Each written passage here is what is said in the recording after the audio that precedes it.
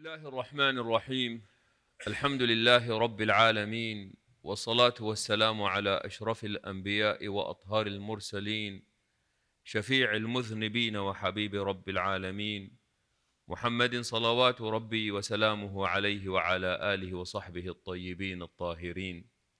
إن الحمد لله نحمده ونستعينه ونستغفره ونستهديه، ونعوذ بالله من شرور أنفسنا وسيئات أعمالنا، من يهده الله فلا مضل له ومن يضلل فلا هادي له، وأشهد أن لا إله إلا الله وحده لا شريك له، وأن محمدا صلوات ربي وسلامه عليه عبده ورسوله.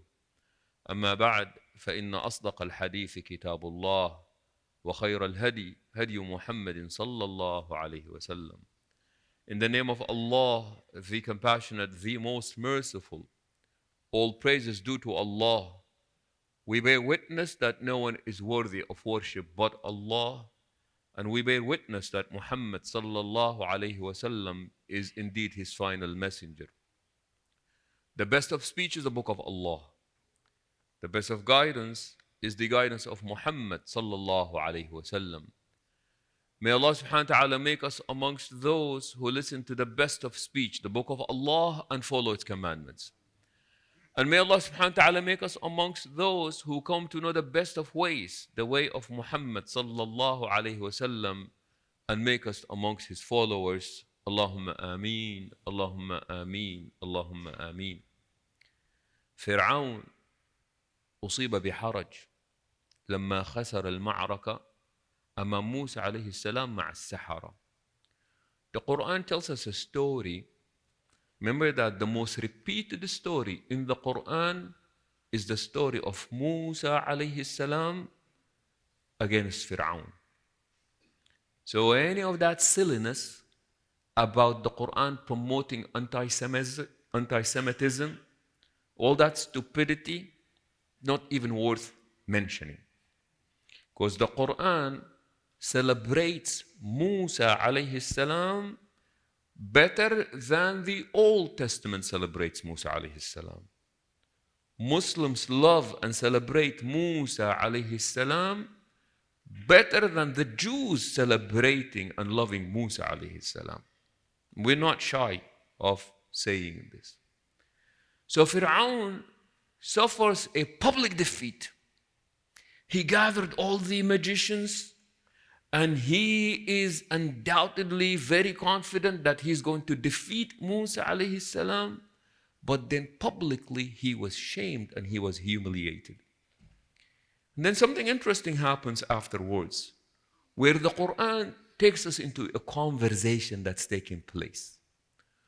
وَقَالَ الْمَلَأُ مِنْ قَوْمِ فِرْعَوْنَ أَتَذَرُ مُوسَى وَقَوْمَهُ ليفسدوا في الأرض ويذرك وآلهتك قال سنقتل أبناءهم ونستحيي نساءهم وإنا فوقهم قاهرون وقال موسى لقومه استعينوا بالله واصبروا إن الأرض لله يورثها من يشاء والعاقبة للمتقين قالوا أوذينا من قبل أن تأتينا ومن بعد ما جئتنا قال عسى ربكم أن يهلك عدوكم وَيَسْتَخْلِفَكُمْ فِي الْأَرْضِ ثُمَّ يَنْظُرْ كَيْفَ تَعْمَلُونَ.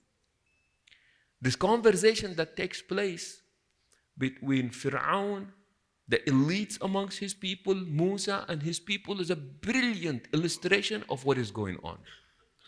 It said that after the defeat, the elites of the people of Pharaoh, they have a conversation with Pharaoh. They said, Pharaoh, are you not going to do anything about Moses and his people? Are you going to leave them to spread corruption on earth?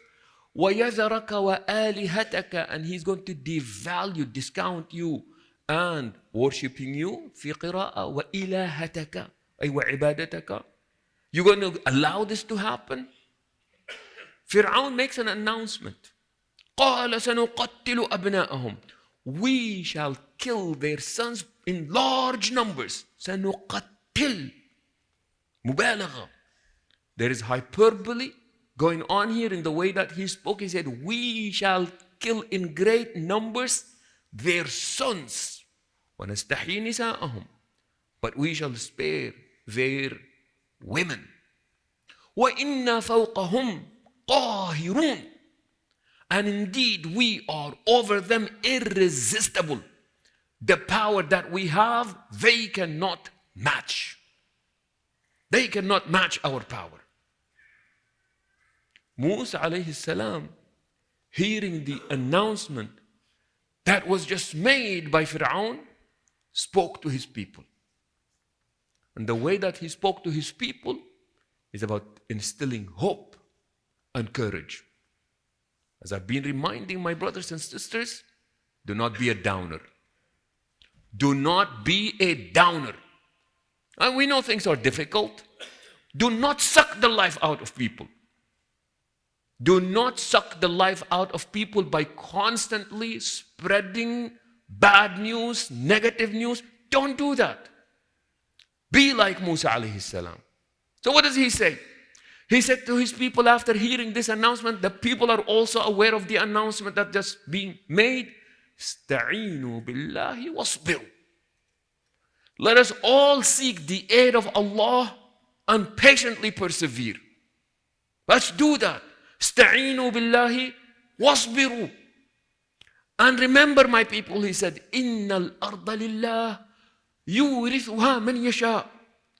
The land belongs to Allah subhanahu wa ta'ala, and he gives it as a heritage to whomever he wills. وَالْعَاقِبَةُ لِلْمُتَّقِينَ. And be aware that the future belongs to those who are God conscious. The future belongs to those who are God conscious. Not the most powerful, not those who thought that they are irresistible. The future belongs to those who are God conscious. The future on this earth as well as the future in the hereafter. People speak back to Musa alayhi salam. And what do they say?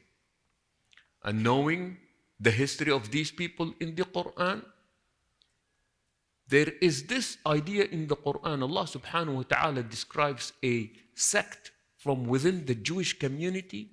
Allah subhanahu wa ta'ala said, ضُرِبَتْ عَلَيْهِمُ الذِّلَّةُ وَالْمَسْكَنَةُ. Allah tells us about them that they are going to employ a tactic of chronic victimhood. Chronic victimhood. Oh, we've been kicked out of Egypt. Oh, about the Holocaust. Or, chronic victimhood.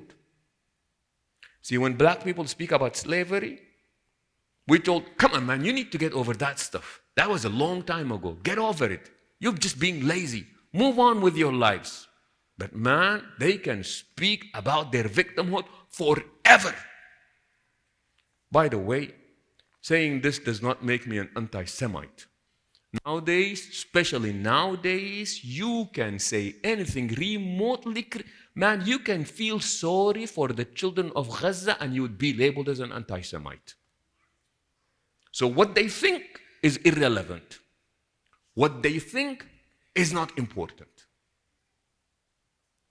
So what happens? Being the people that they are, they say, قالوا أوذينا من قبل أن تأتينا ومن بعد ما جئتنا. I say, Musa, what are you talking about? We've been in this condition before you came to us, and we've been in this condition after you've been sent to us, as if they are alluding to the fact that your presence has not made a difference. Your presence, O Musa, has not made a difference to us. قال عسى ربكم. Now listen to what Musa alayhi salam is saying. قال عسى ربكم أن يهلك عدوكم.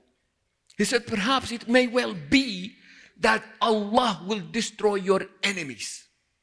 The pharaohs of being enslaving and persecuting the Israelites. Musa said, it may well be that Allah will destroy your enemies. ويستخلفكم في الأرض. And then Allah will give you the dominion and the domination over the land. فينظر كيف تعملون. And then Allah will consider how you behave. This whole story is now summarized in these last two words.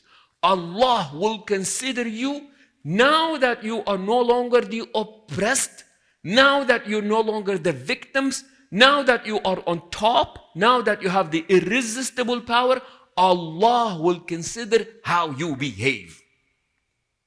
You see, sometimes it's very easy for the oppressed to fight the oppressors. That's a God-given right. Doesn't matter who the oppressors are, it doesn't matter who the oppressed are. The oppressors have got the legitimate, legal, ethical right to defend themselves against those who are oppressing them. But here is what Musa alayhi salam is telling his people. He said it may well be that Allah destroys your enemies and then Allah is going to consider how you behave and what you do, because sometimes the oppressor fights the oppressed fight the oppressor, and then they become the very polar opposite of who they currently are. The oppressor fights, or the oppressed fight the oppressors, and then eventually the roles are reversed, and those who are oppressed, now they become the oppressors. Wallahi, this is what's going on right now. Those who were oppressed are now the oppressors. فَيَنْظُرَ كَيْفَ تَعْمَلُونَ. Studying history is very rewardable. See, when the Quran tells a story, the Quran does not tell the story for the sake of entertainment. Even those stories, by virtue of being a story is entertaining. But that is not the purpose of the Quran. The Quran tells a story in order to enlighten the people who are listening to the story.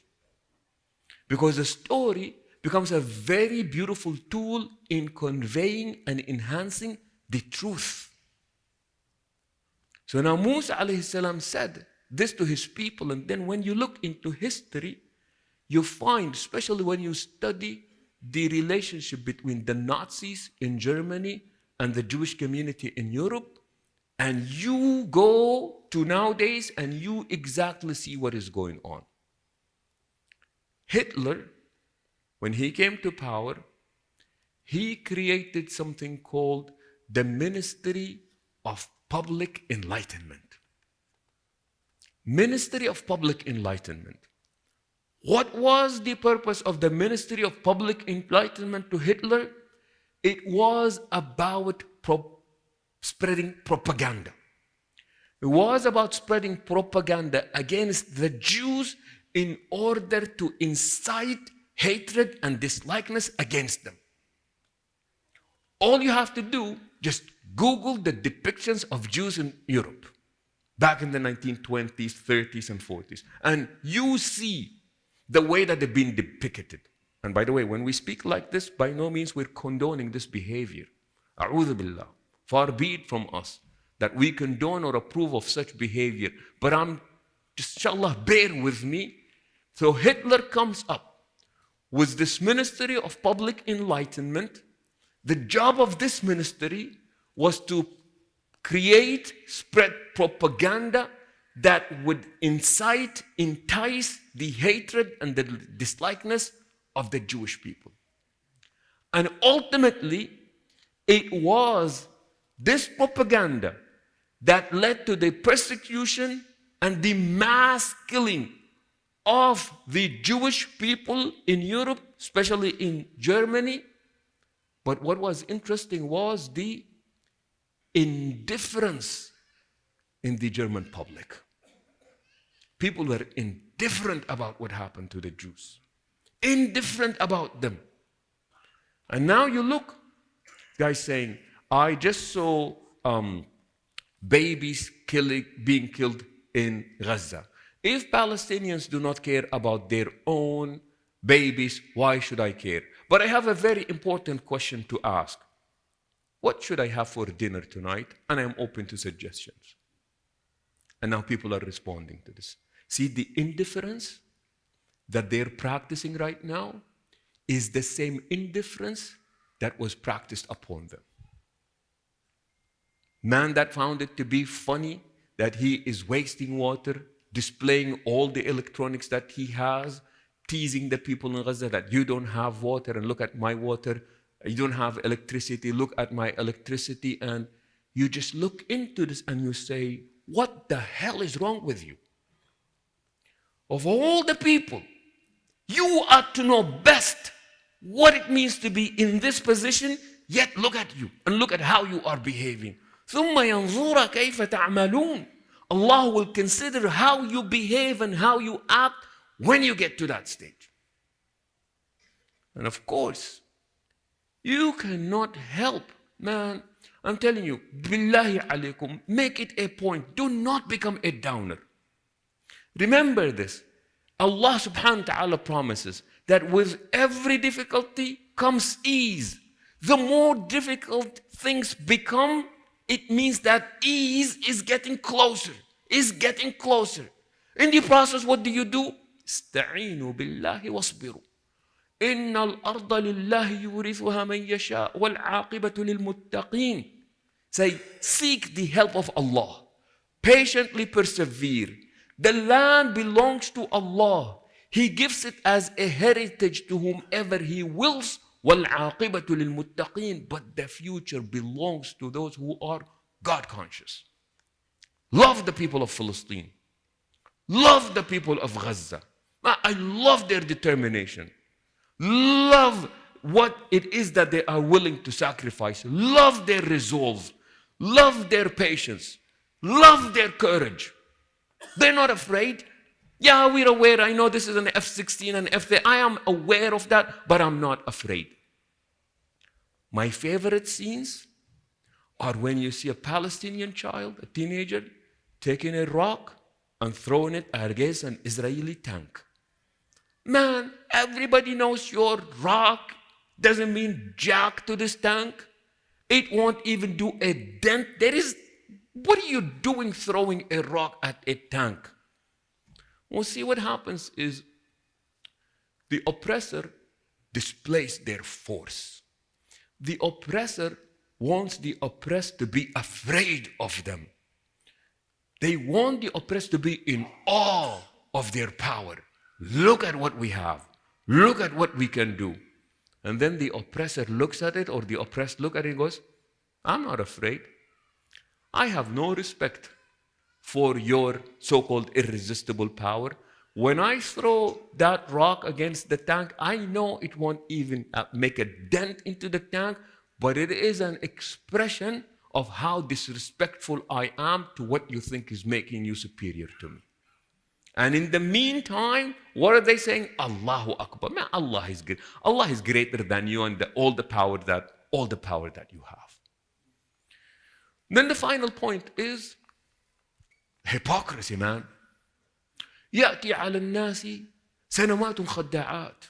Prophet sallallahu alaihi wasallam speaks about a time will come when people are going to experience سنوات خداعات, years that are deceptive. Be a deception of years will be deception. What happens? قال these سنوات, these years that are full of deception. Remember, the year itself is not deceptive, but here the Prophet ﷺ is being very eloquent. It's the people in the year who are deceptive. He said that it just feels like the days are deceptive. سنوات خداعات. What happens in it, Prophet of Allah? قال يصدق فيها الكاذب. He said during these times, يصدق فيها الكاذب. The liars will be trusted. وَيُكَذَّبُ فِيهَا الصَّادِقُ. And those who are telling the truth will be accused of lying. You all heard about the 40 babies that have been beheaded in Gaza? 40 babies have been beheaded. And that lie was so powerful. Please remember, if 40 babies were beheaded, wallahi, we will be the first to condemn this behavior. Be it Palestinians or anybody else. You just don't do this to babies. Everybody's talking about, the 40 babies that have been beheaded, 40 babies, women that are being raped, and this, that, that. Where? Can anybody please confirm this? You've got the reporter You all have seen this, and I hate to tell you stories that you've already seen, but we're trying to make a point here. The reporter is saying, I can see body bags right there, lots of them, they're babies, and they're beheaded. So people say, can you please confirm? Do you have any confirmation? Oh, I didn't say it. I said people were saying that. You just said it. No, I didn't. And that lie was so powerful, even the president was repeating it. Why do you do that? Okay, see, all you have to do is just propagate. Propagate. That propaganda to incite, entice hatred, so much so that when these people are killed, against whom you are just spreading the propaganda, when people see them suffer, they're indifferent to their suffering. They don't care about their suffering. Hypocrisy. European Union's leader speaks in front of people and said that cutting off electricity and water and fuel from Ukraine is illegal and it is a violation of United Nations laws. Same thing is happening in Gaza. See, that's different. See, what happens is, and it was so beautifully said, it said that people in the West do not have a problem with human rights. Let's be honest. People in the West, especially Western countries, are excellent when it comes to human rights. Their problems are not with human rights. Their problem is in identifying who's human. You're following? Their problem is not with human rights. Their problem is in identifying who's human. And obviously, to them, some are humans and others are subhumans. You know who was treated like this? The Jews in Europe. The same people who are doing this now are the same people who were the recipient of that treatment. Utter hypocrisy. People can speak about how they stand with Ukraine. Soccer teams, NFL, anybody can stand with Ukraine. But dare you, like the courageous students at Harvard Law School, stood up with the Palestinians, man. What do? Put their pictures on billboards, on trucks, driving them around town with their names and their Harvard leading anti-Semites. Personal information is published. Air Canada pilot took a picture wearing this. He just put what looked and appeared to be a Palestinian costume, wrapped it around his neck, wearing his uniform, took a picture, posted it on his Facebook profile. Fired the next day. How dare you stand with the Palestinians? You kidding me? See that hypocrisy? That hypocrisy that is going on and the double standards. Talking about nowadays, if you in any way, shape, or manner love the people of Gaza, support the people of Gaza, you must be anti-Semite. If you want to talk about the humanitarian crisis in Gaza, you are anti-Semite. And if this makes me an anti-Semite, then I am anti-Semite and I am proud of it. Now, sad part, inshallah I conclude with this, is how impotent the Muslim world is. And that's a sad story. That is a sad, sad story. All the people around, none has said anything. And that's, you get to the point where you say, Subhanaka ya Rabbi. And guess what? The people of Gaza are defending themselves, taking care of themselves without the need of anybody around them. And you know what happens? Inshallah, this will be the last thing I tell you, inshallah. Martin Luther King Jr. said something really beautiful. He said, the most dangerous man in the world is the man who has nothing to lose. The most dangerous man in the world is a man who has nothing to lose. The Israelites, the Israelis nowadays, they have created a lot of men who have nothing to lose. These men did not lose. These men just became dangerous. Allah subhanahu wa ta'ala increase us in understanding, Ya Rabbal Alameen. أقول قولي هذا وأستغفر الله لي ولكم فاستغفروه إنه هو الغفور الرحيم.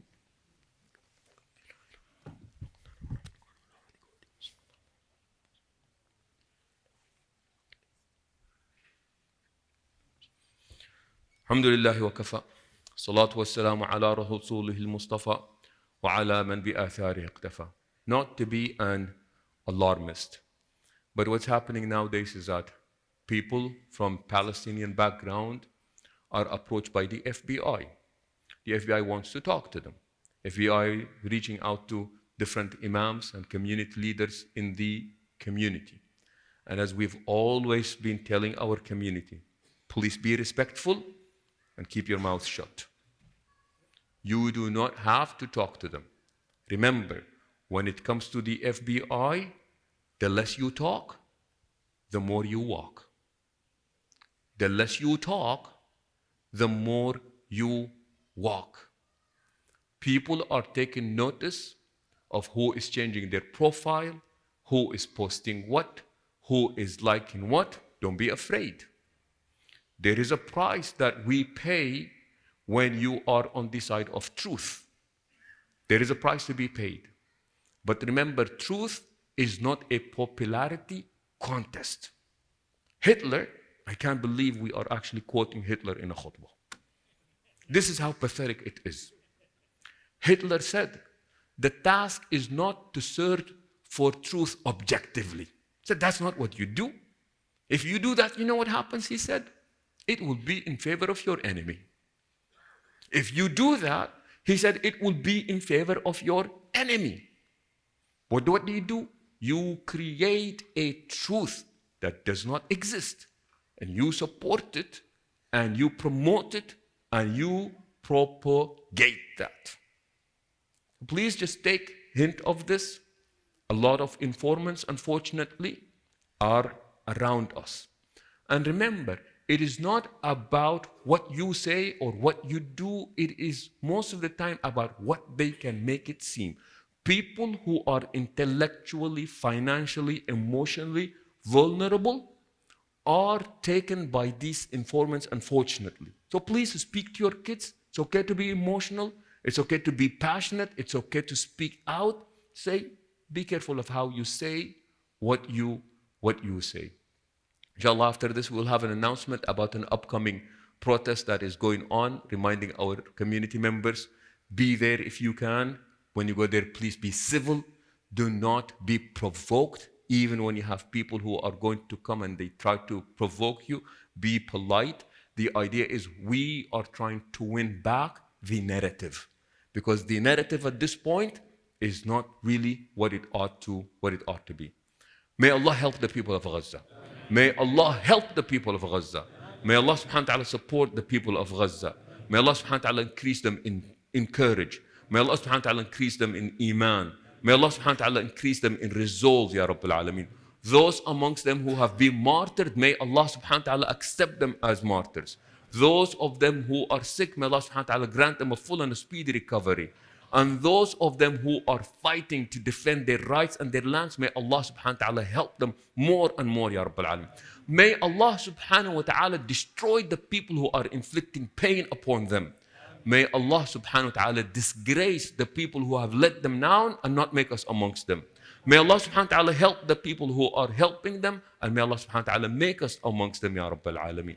Allahumma armi al-zalimin bil-zalimin wa akhrijna min bayni aydihim salimin برحمتك يا أرحم الراحمين. عباد الله إن الله يأمر بالعدل والإحسان وإيتاء ذي القربى وينهى عن الفحشاء والمنكر والبغي يعظكم لعلكم تذكرون فاذكروا الله يذكركم واشكروه على نعمه يزدكم ولذكر الله أكبر والله يعلم.